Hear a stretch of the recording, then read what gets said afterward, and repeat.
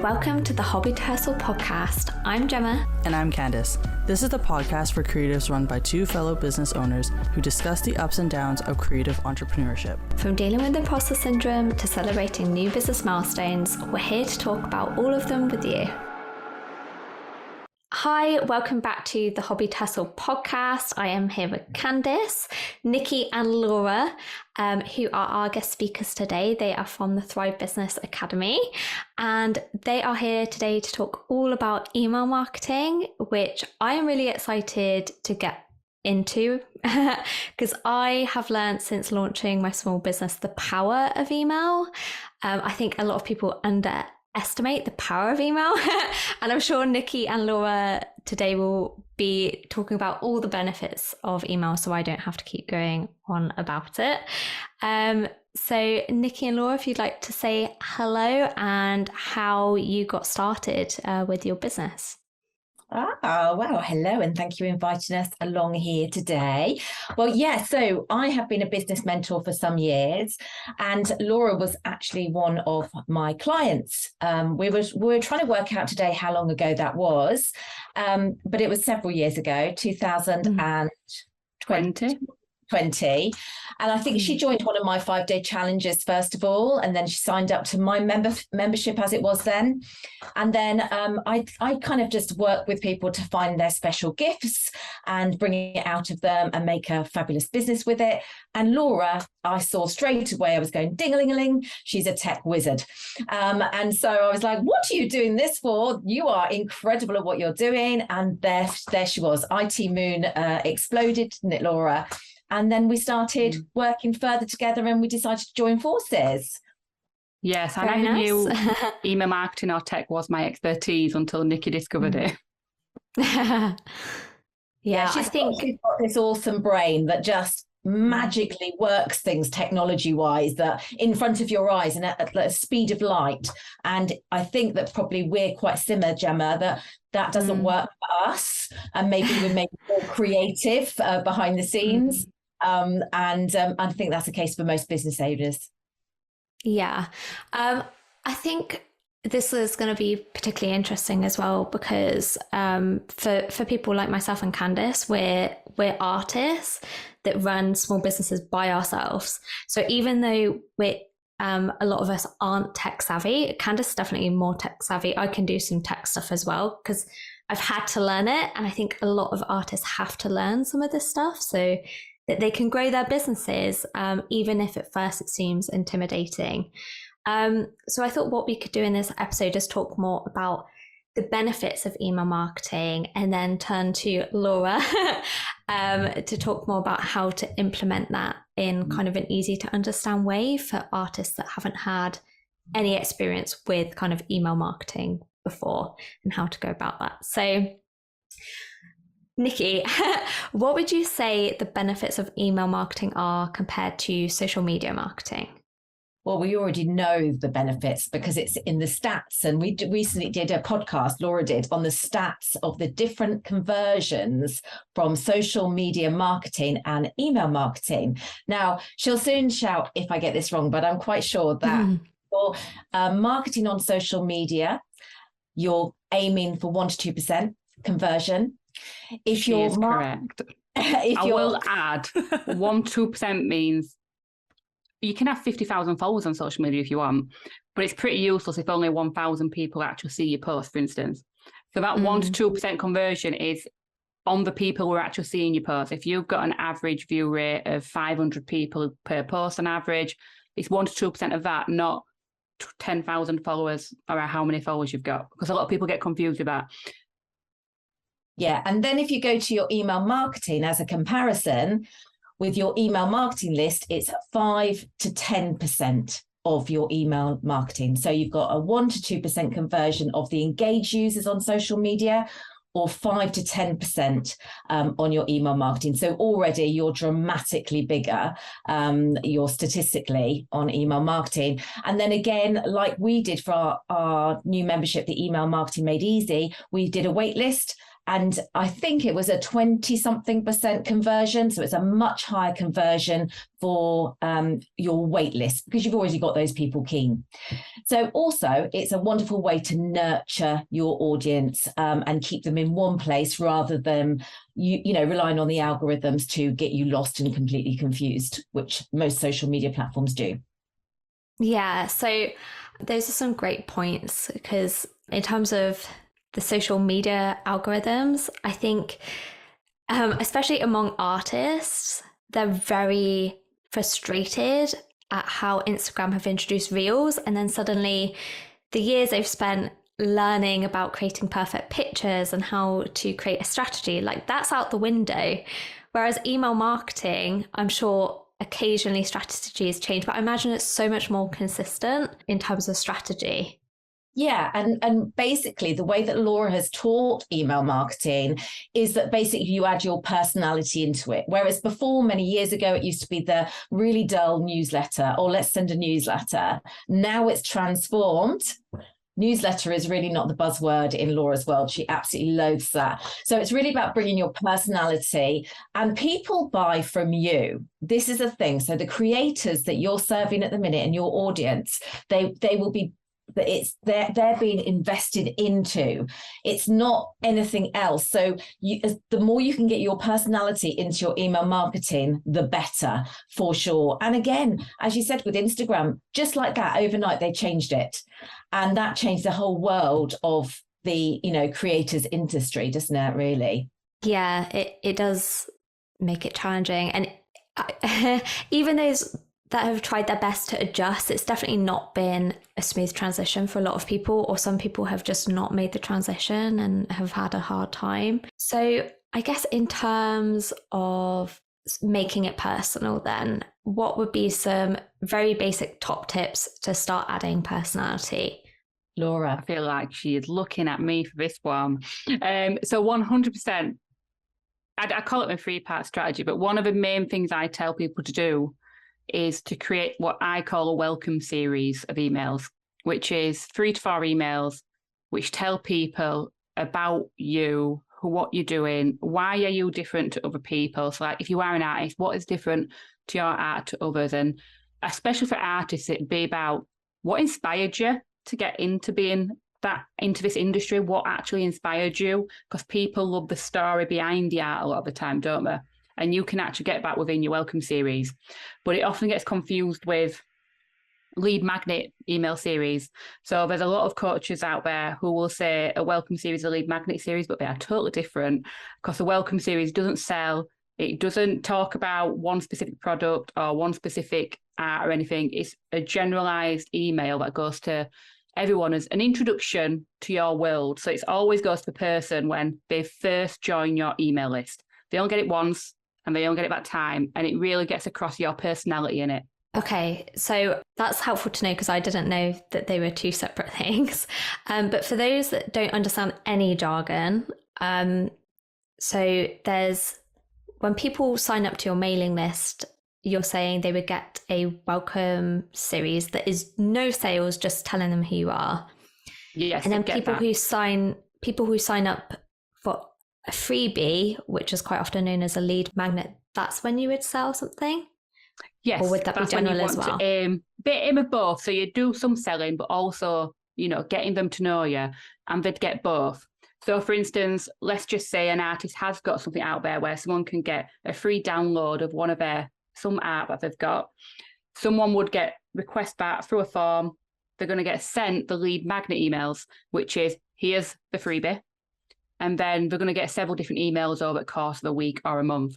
But at the same time, usually the first email comes 30 minutes after they get their freebie email. So if it's the first time they've entered this person's world, first time they're on their email list, they will then get the first welcome email, which is, hi, this is me, this is what I'm about, this is what I do, this is what you can expect from me.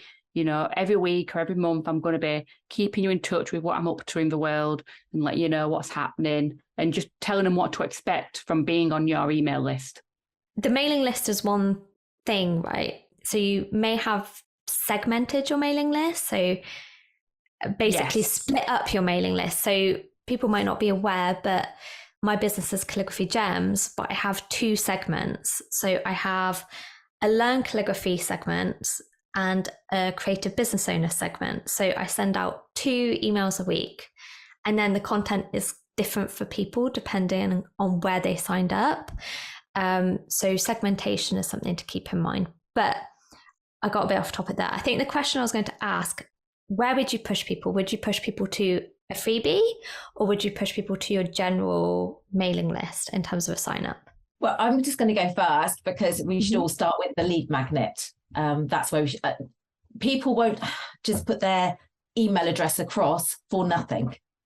So as we said, we're not going to sign up just for a newsletter. We're not going to. People have got so savvy about giving their personal details out that it has to be something high value in return for giving the email. Okay, so we always start with a lead magnet. If you're early in your business or you're growing your audience, we need to offer something free, and it has to be a 1 problem, 1 solution lead magnet, not convoluted, getting them from A to B, not A to Z. And that's how you draw people in. So you're sharing that on your social media platforms, you're bringing them in. But where a lot of people fall down is they leave it there. They then don't nurture their email list.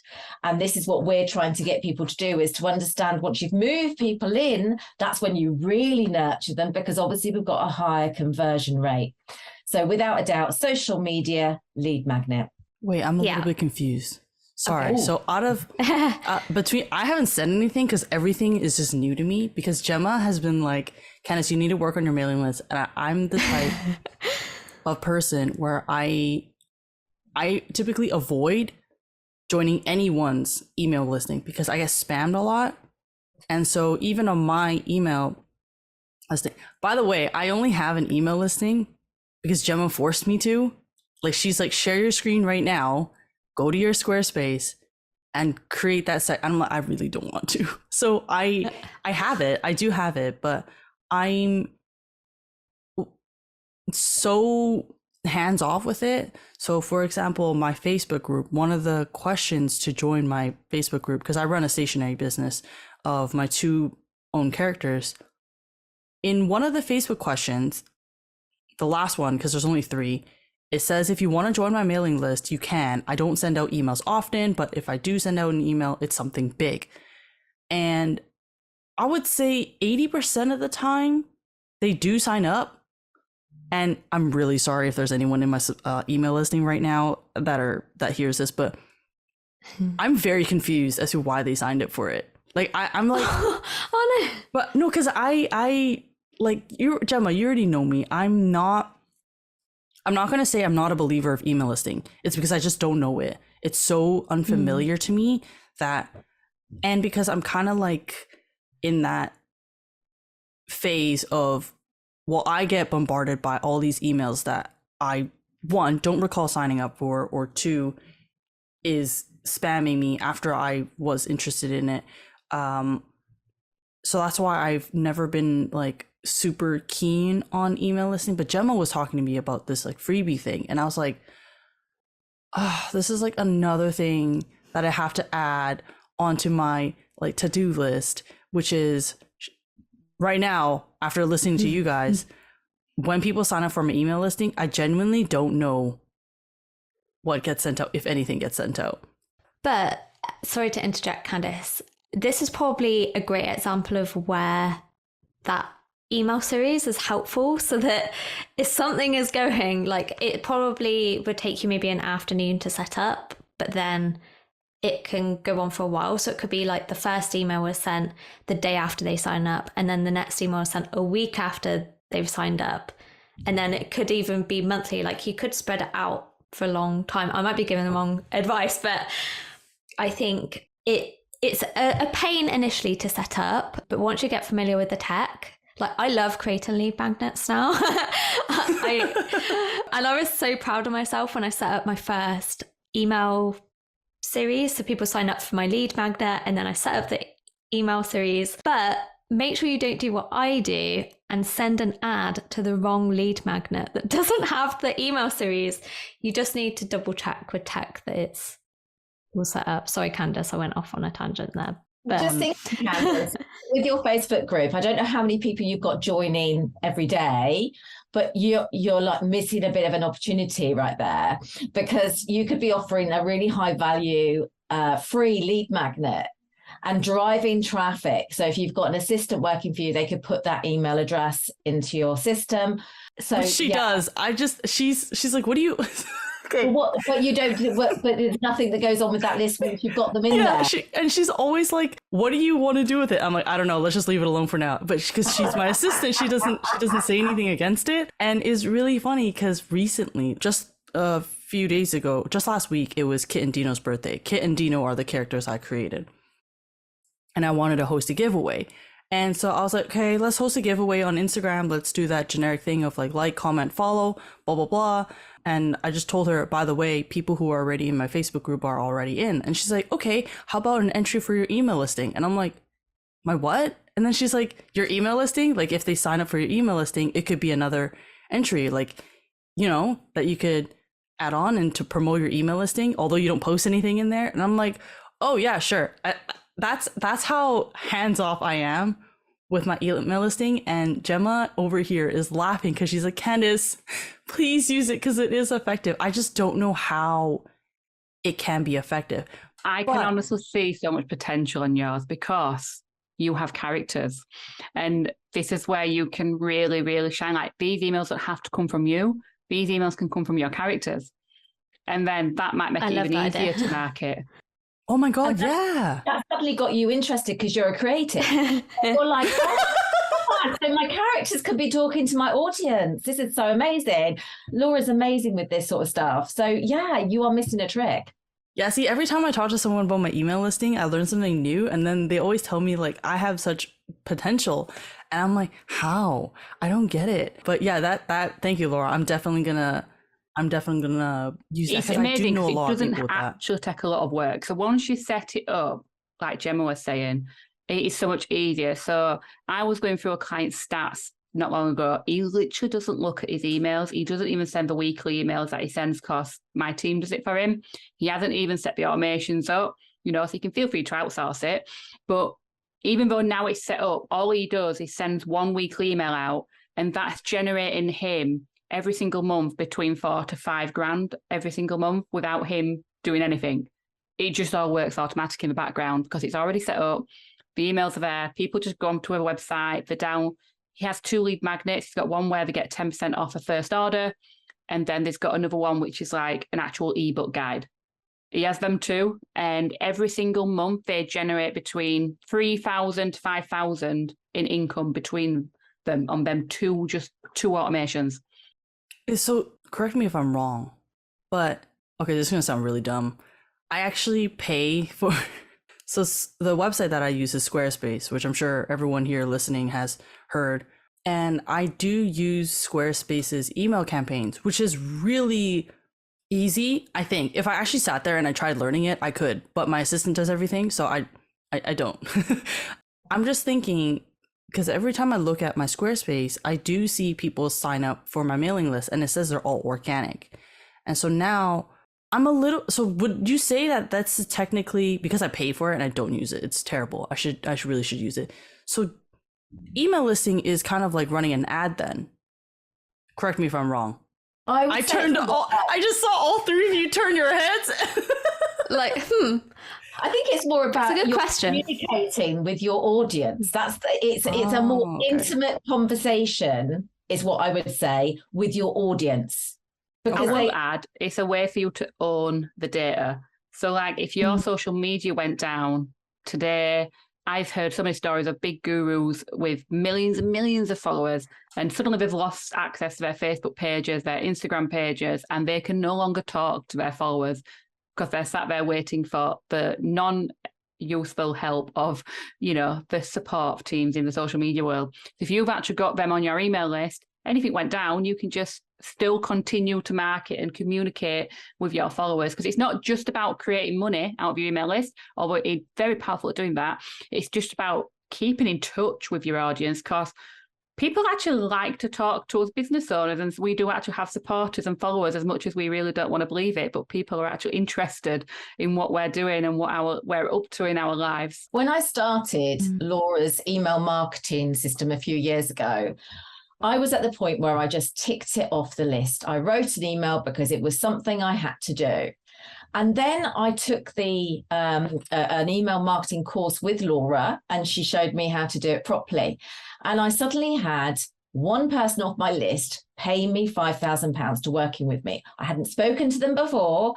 I didn't even have to have a call with them. They just paid me £5,000. And I was like, oh, so this is how it works. And then she said, why don't you add call to actions? Like, ask them about their day, ask them. And then I was like, oh, well, people actually respond and chat to you on email marketing. And then suddenly it was like a whole new world. I was like, this is the way to talk to people. It was a next level in communication. DMs is one thing, taking it into emails. People love to share. They love to share their information, their story, etc. And it's a really good way of getting a little bit further, a little bit deeper with with email marketing for sure. Because I find that interesting because actually, I said I had the two segments, one for people who want to learn calligraphy, one for small business owners. I find it much easier to write personal stories for small business owners because that's kind of my life right now. And so for those emails, I tend to write more personal stories. So for example, my last newsletter, the subject was "I'm an idiot," quite phrase, because I realized I'd made a really stupid mistake and I'd spent 6 months creating a course and it was accidentally advertising as closed for like the last 3 months. And I thought, I can't believe I've done this. This is a nightmare. This is so annoying. But I thought actually it would be kind of funny to share with my audience because they could probably relate. And I just said like that call to action, please just check your links today, like just do that. And I had like people respond. And yeah, the more personal you are, the more engaged people are, definitely. Whereas with my calligraphy one, I still occasionally have people respond to me, but it's not as much. And I think that's it. It makes you more real, more human. When you say, actually, I fess up, I've made a mistake. People love that. It's like a really good way of connecting. Like, oh my God, she's not so perfect, And it's true because like, I think on social media, we all have this like presence. Well, I don't, but most people have this presence as though, look at me, I'm this and I'm wonderful. But actually when they realize that you do make mistakes and it's great to admit it and have a laugh about it and say, but I'm still continuing, I'm still carrying on. So that is a really good point. So I do get Candace's point that your inbox is like a sacred space and there's only room for so many people in it. And I've gotten annoyed with people that I've joined up for a lead magnet and then they've spammed me with like 10 emails in the space of 5 days. Like I just wouldn't want to work with them personally when it was that many emails. But on the other hand, there's been people that I like reading their emails, even though I'm no longer interested in what they sell, because they talk like about their personal lives as a business owner. And I find that really interesting. And that's then one of the best ways to write email. Just write it if you're talking to a friend. Literally just pretend you're talking to a friend. And say if I was interested in that type of service again later down the line, they're still in my inbox. Like they've been in my inbox for a couple of years now. So it's a great way to get in front of people that a lot of people haven't considered. I think you've always got to remember, don't you, as well, that just because you don't like email doesn't mean your ideal client doesn't like the email as well. I often think of when I buy from people, I generally actually don't buy off social media posts unless it's a Facebook ad. Facebook ads get me all the time. But otherwise, I buy from the people in my inbox, to be quite honest. I don't actually buy from social media as much. I see social media as a way for you to generate emails. So you get social media to get people on your email list, and then the email list is what does the selling.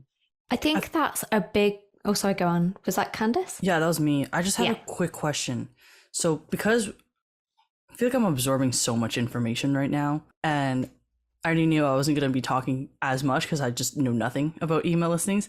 But we talked about conversion and we're talking about stories, and now we're talking about being personal. This sounds a lot like Patreon, because as an artist of like actual visual art, not like musical art. Well, there are Patreons of many kinds, but it sounds like Patreon, which I have always thought about setting up.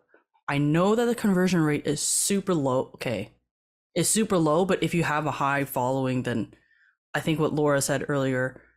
Okay, not gonna lie, I forgot a little bit about it, but then regarding it said something. She said something.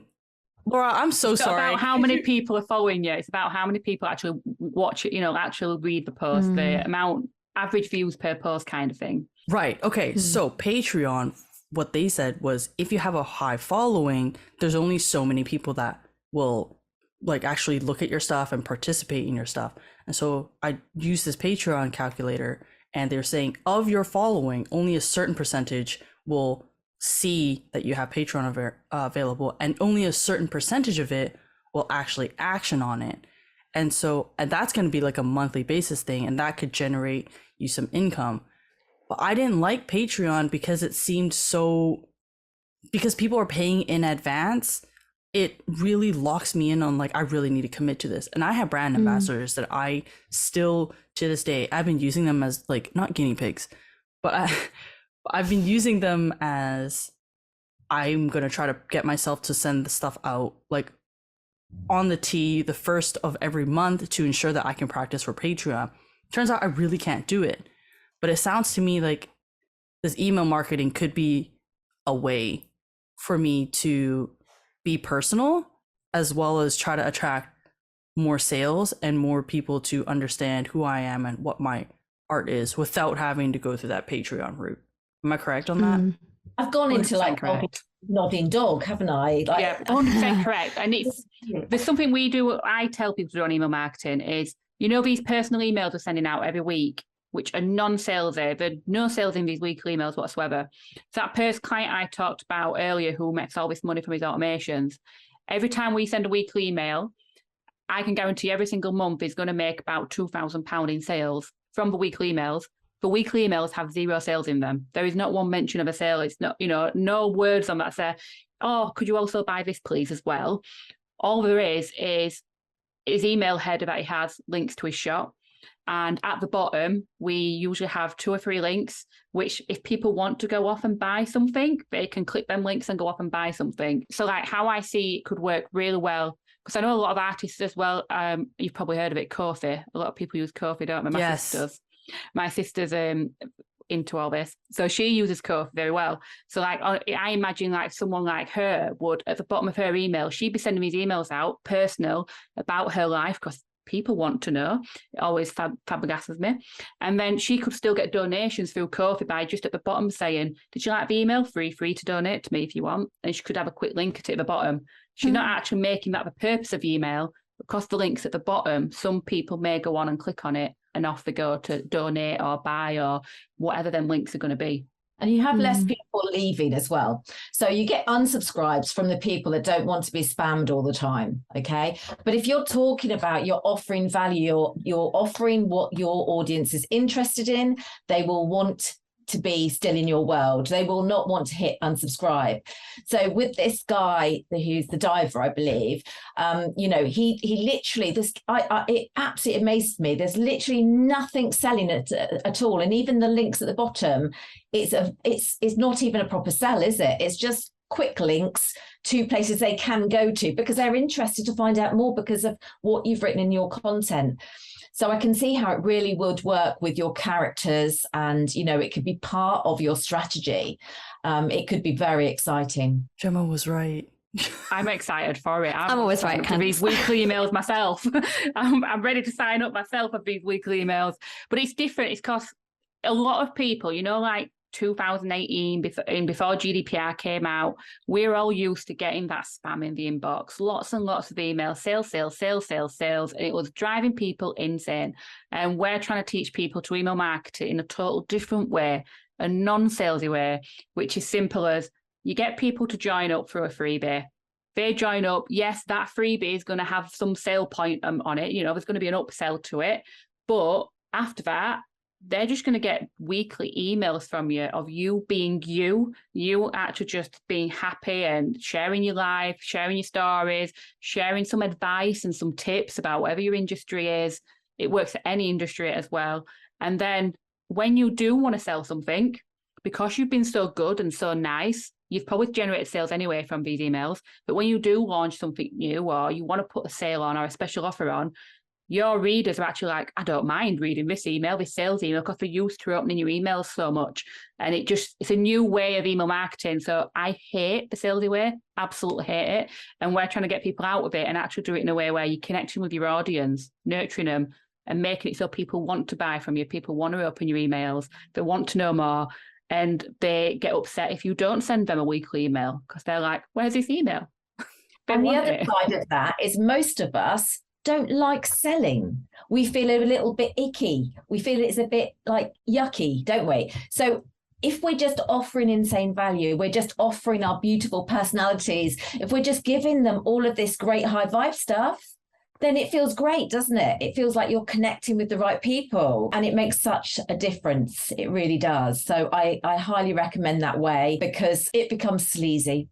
And that's it. And we all have it. We have all of those, as you said, 10 emails in 5 days. We all have it. And then we have a job to try and get rid of them, because there's something you haven't ticked to try and unsubscribe from them. Our time is precious, and we need to ensure that our time as business owners is spent well, and also our audience's time. In terms of saving time as the creator as well, I highly recommend batching your emails. So I found a big difference in quality of my emails when I've sat down and scheduled them for the month ahead, compared to sitting down weekly and trying to scramble to get something out.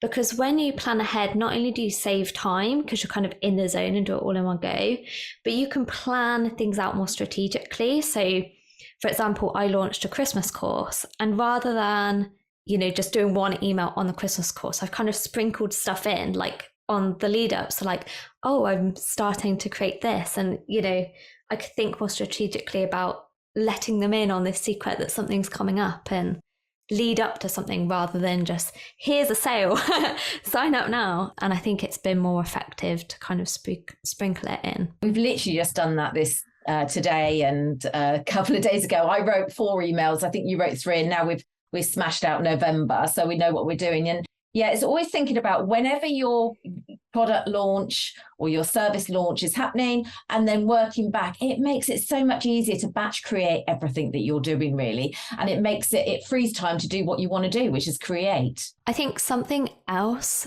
that I found helpful that I still need to do more of is repurposing some of my content as well. So I've created something like 50 blog posts in the last year and a half. Like, I've done really well in creating blog posts, but not so great at like carrying the content from those blog posts and putting them in my emails. I'm so proud of those blog posts. Like, they're full of helpful tips. I need to put that into my emails. And I think a lot of artists, they spend time creating social media posts. Like, here's a top tip on how to do this art, or here's a top tip for business owners.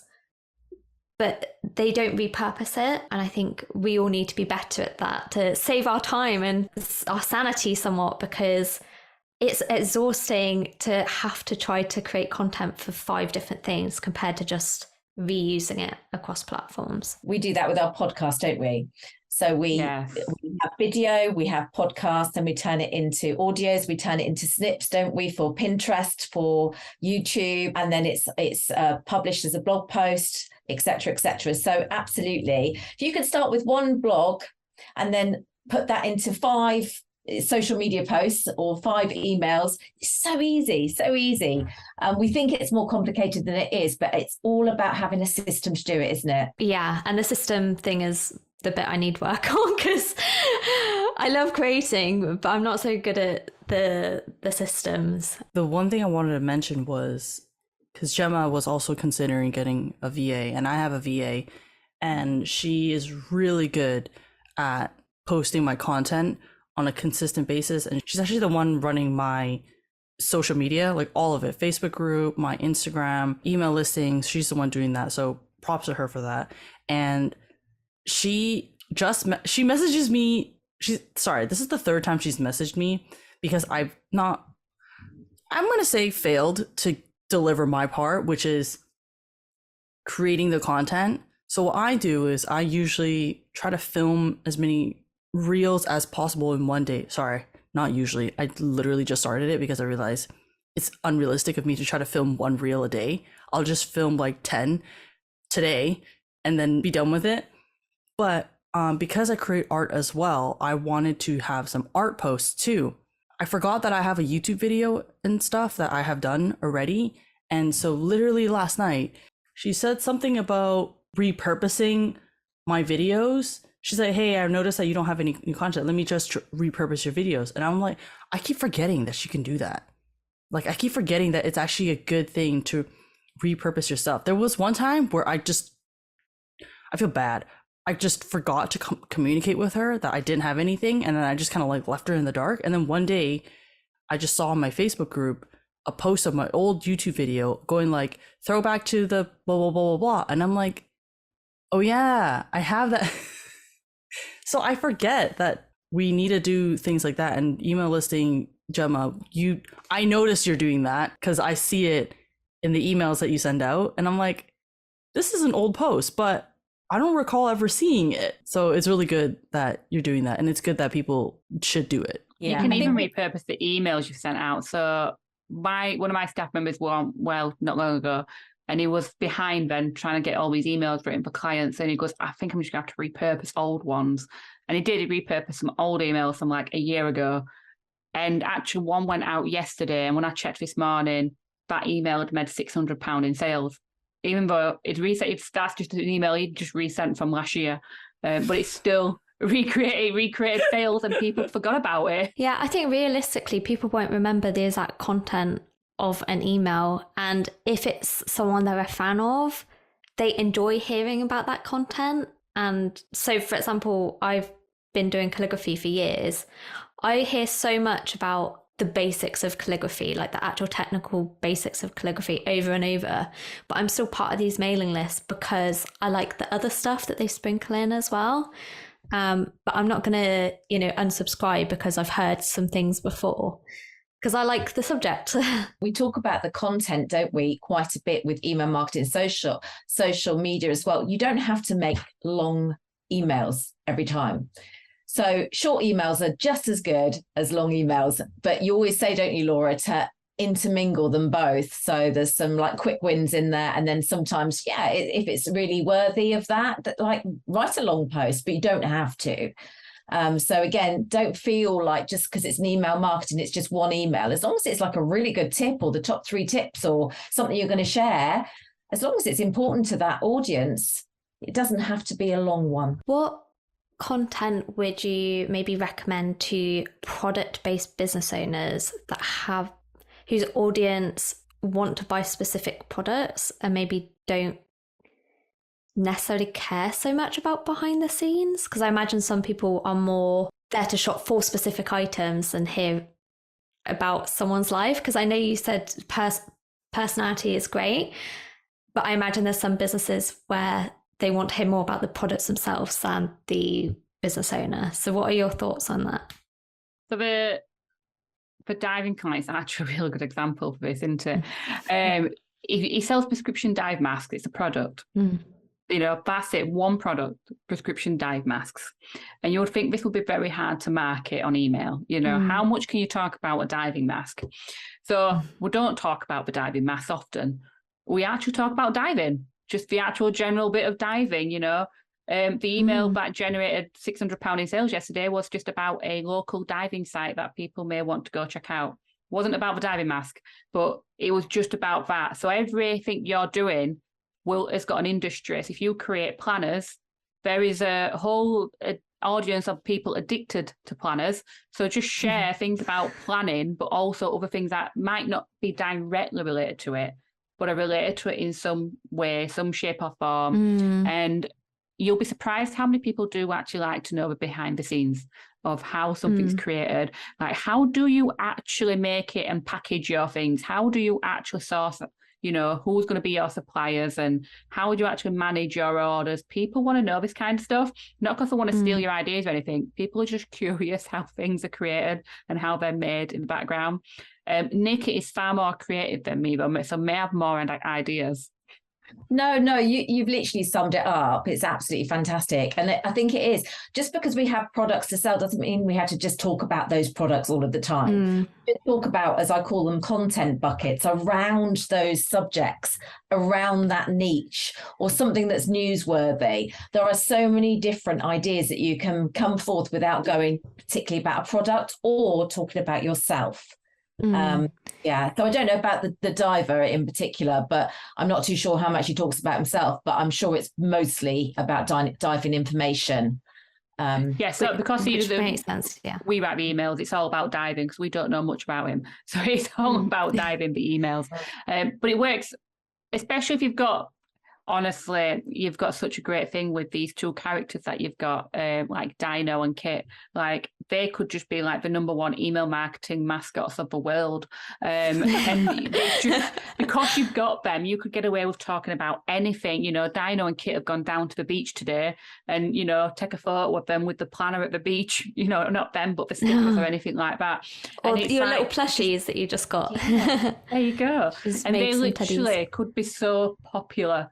It's amazing how popular they could become just from email marketing itself. That is true.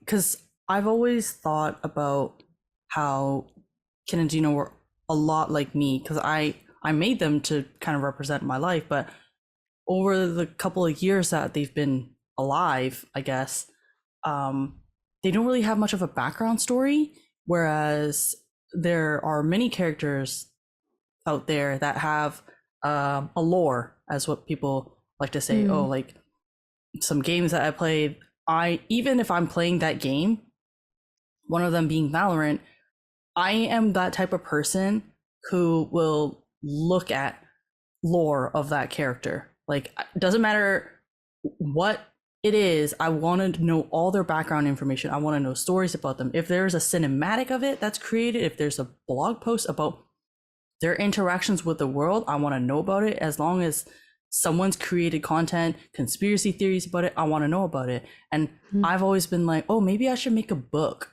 for Kit and Dino and like sell it at elementary school. I'm like, that is a lot of work. I don't want to start with just making a book. But now that you guys are telling me, maybe like a comic. Like I can do comics, and so I've always thought, oh, if I do a comic, I have to do an illustration of it. But now I feel like I don't have to do that. I can just probably do it through my email listing, and like I can have like Kit with an icon and Dino with an icon, but I don't have to actually make those panel comics. Which, by the way, comic artists out there, you guys are like talented, because that stuff's really hard to do. But yeah, it's really good to know that. You could even make your audience write emails for you technically, because you could say like at the bottom, why not submit a picture of your Kit and Dino out wherever you are, and they might submit pictures to you by email or through a form, where they might be using your plushies you've got or your actual stickers and your planners in different areas. And then next week's email will be one of them photos, or do you know where Kit and Dino went last week? They went down here. It could. Where they've been.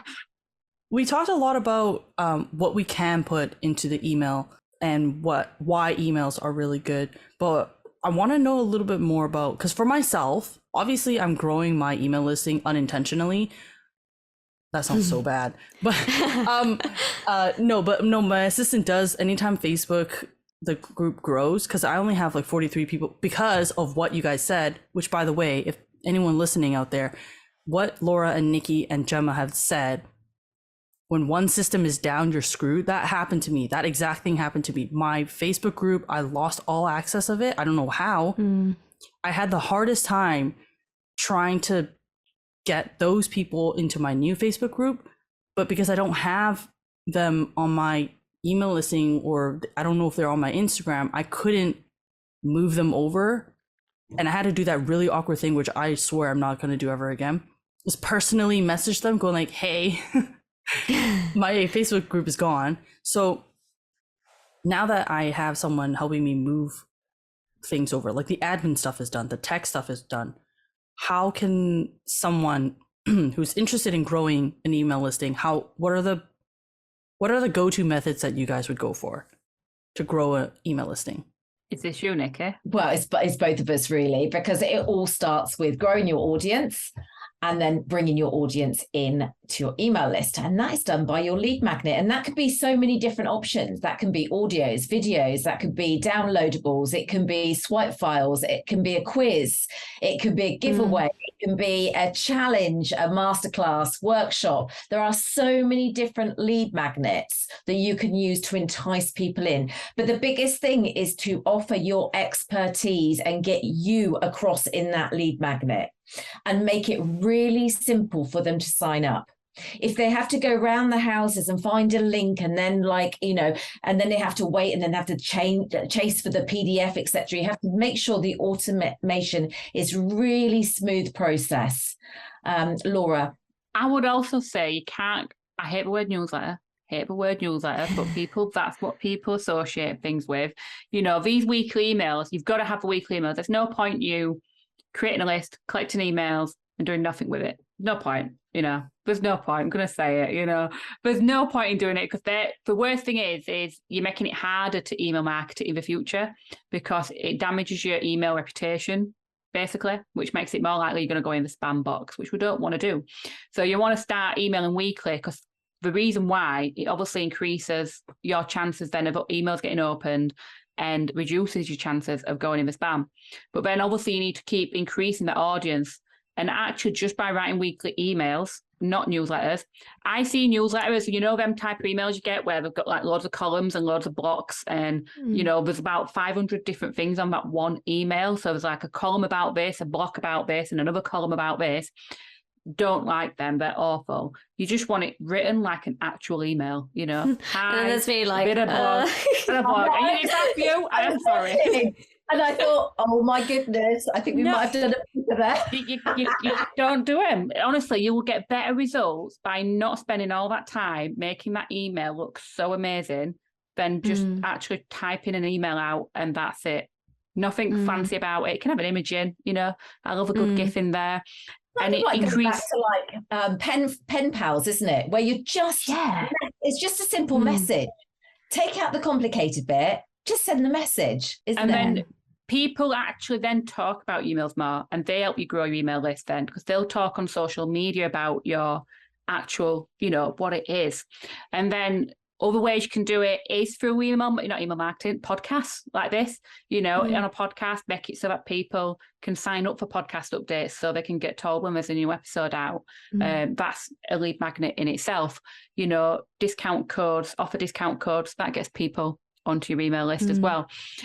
Having the sign up box, but not calling it a newsletter. So like it could be sign up to find out about the adventures of Kit and Dino, not sign up to my email mailing list.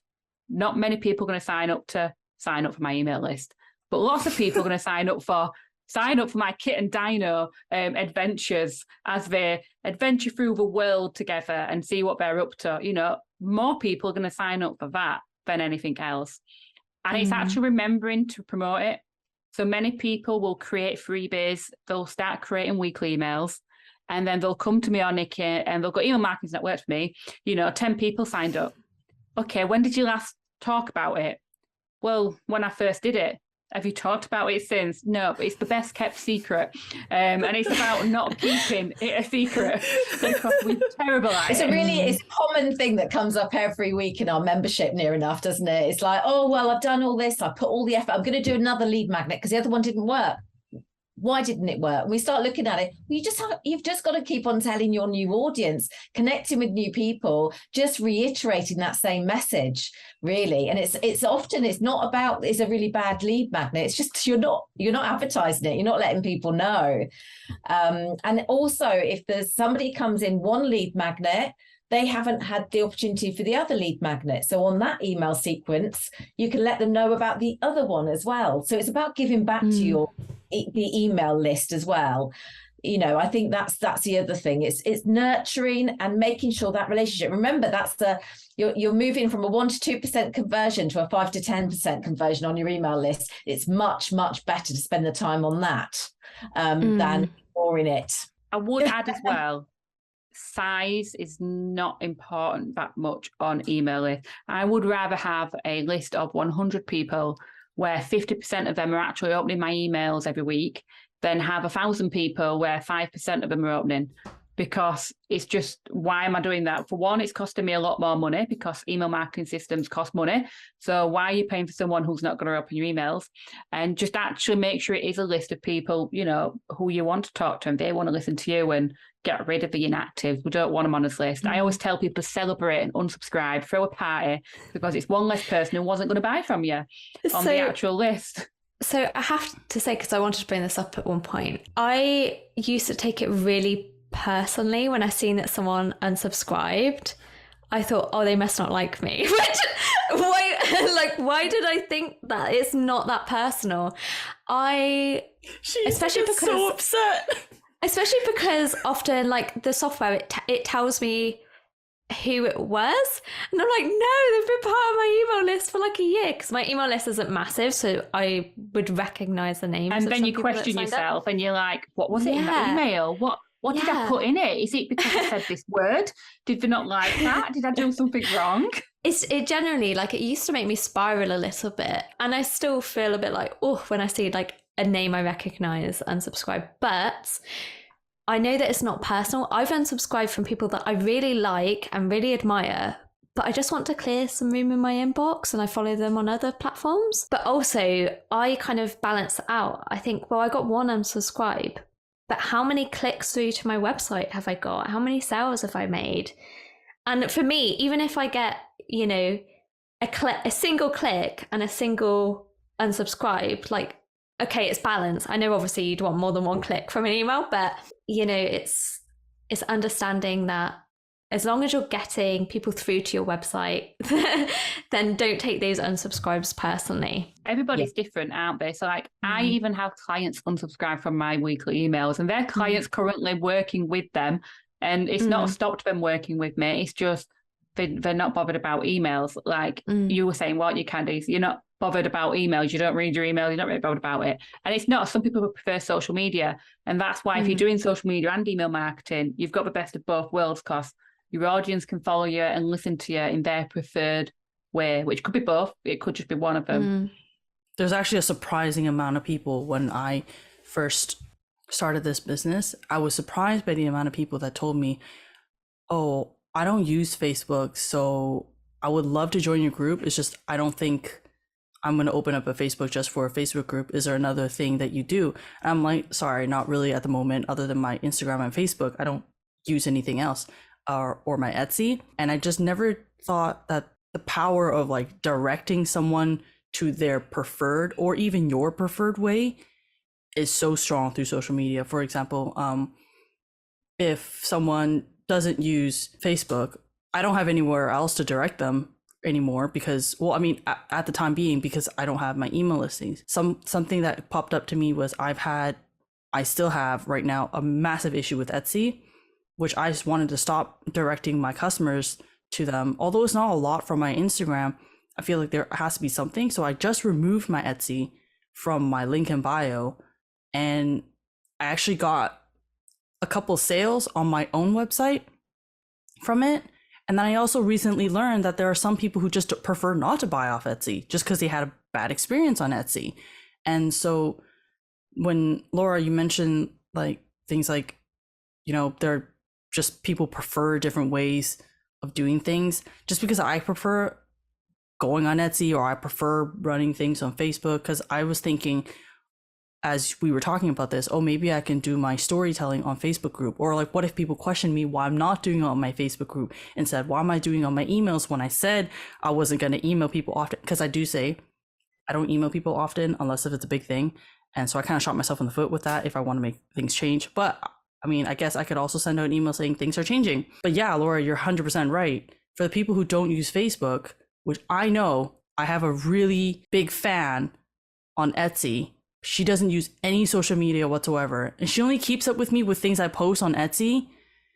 And I feel so bad because recently she just reached out again. She's like, hey, I haven't talked to you in a while and blah, blah, blah. And she's one of the reasons why I created a planner too.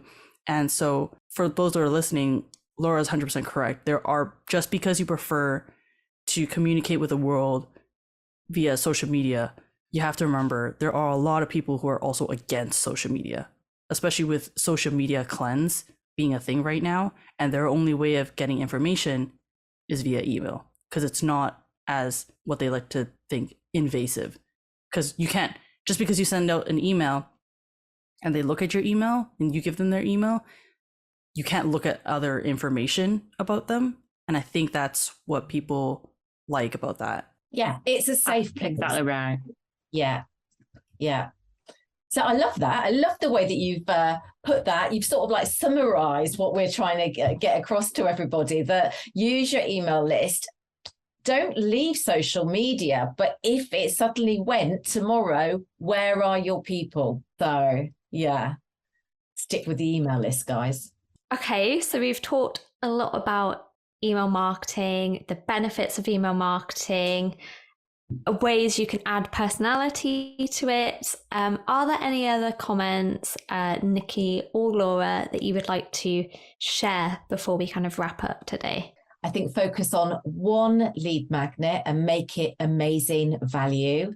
Focus on one email platform and start small and work up is what I would say. Make the automation really, really simple. Then start with one email every week. What would you say, Laura? Just be you. Just 100% be you all the time. Nicky knows this. I hate templates. They drive me insane, and people ask me for them all the time. Can you write as an email template, Laura? And I would much rather not, because when you use your own language, people understand you more. So like me and Nicky are a duo. We do our email marketing by 1 week we get an email from me, 1 week we get an email from Nicky, because although we're both from the UK, we both talk very differently and we both have different passions and, different personalities. And it's important that they see both sides of that by us being us. So always just write as if you're talking to a friend and just be you. Cool. And that makes it easier, I think, to be yourself. As simple as it sounds, a lot of people forget.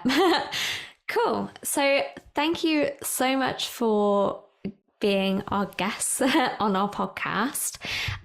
Where can people find out more about you and how to get help with email marketing? This is me, because I always know this off by heart, of course. So yeah, you can find, we are both actually mainly on LinkedIn. So if you search Nicky Williams or Laura Burnett, we'll both come up on LinkedIn. We are both on Instagram, but we're still like getting the ropes of Instagram, although most people listening to this probably are Instagram users, because that's the most creative platform, isn't it, out there? But if you do want to learn email marketing, we have just launched a new email marketing membership called Email Marketing Made Easy. We went a bit insane on pricing and priced it at £7 a month. A huge explanation behind it, which I won't go into. And you can just go to thethrivebusinessacademy.com/EMME. There we go. Fab. And we'll include the link in our podcast descriptions as well, so that people can more easily find it. So thank you everyone for listening. I hope you're now converted. Like, I think we've converted Candace, but we'll see if you receive an email from her or not. Okay, good. So thank you all for listening, and we'll chat to you later. Bye.